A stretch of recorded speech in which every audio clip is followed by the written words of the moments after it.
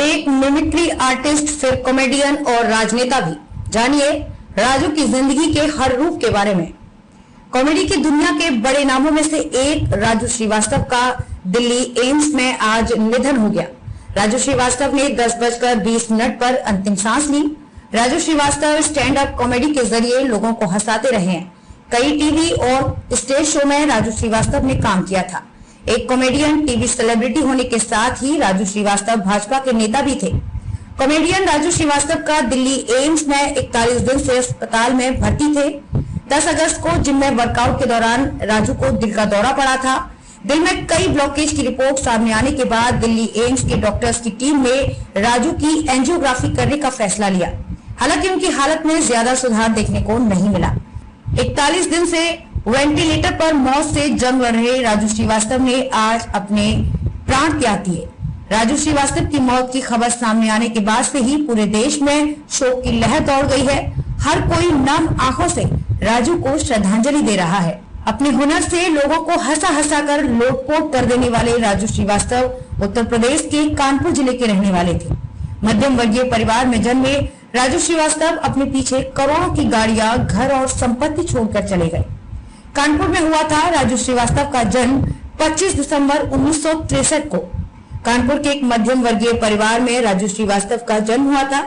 उनके पिता का नाम रमेश चंद्र श्रीवास्तव था, जो खुद एक कवि थे और बलाई काका के नाम से मशहूर थे।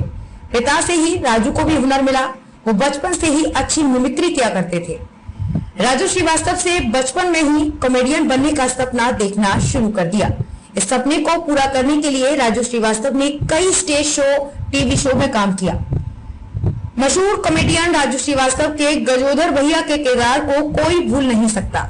The great Indian laughter challenge में इस किरदार के माध्यम से उन्होंने सफलता की पहली सीढ़ी चढ़ी और उसके बाद फिर कभी पीछे मुड़कर नहीं देखा। खास बात यह है कि गजोदर भैया कोई काल्पनिक किरदार नहीं है।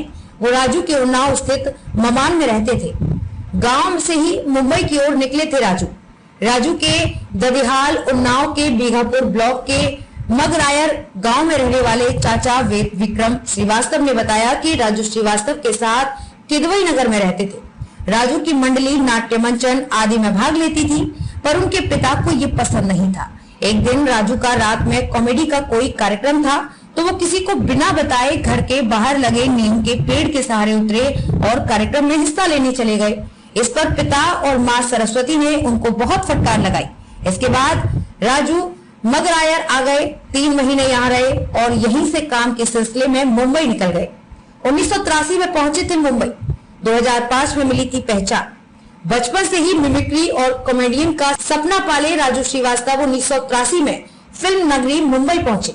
कई वर्षों के संघर्ष के बाद सन 2005 में उन्हें पहचान तब मिली जब the great Indian laughter challenge में प्रतिभाग करने का मौका मिला।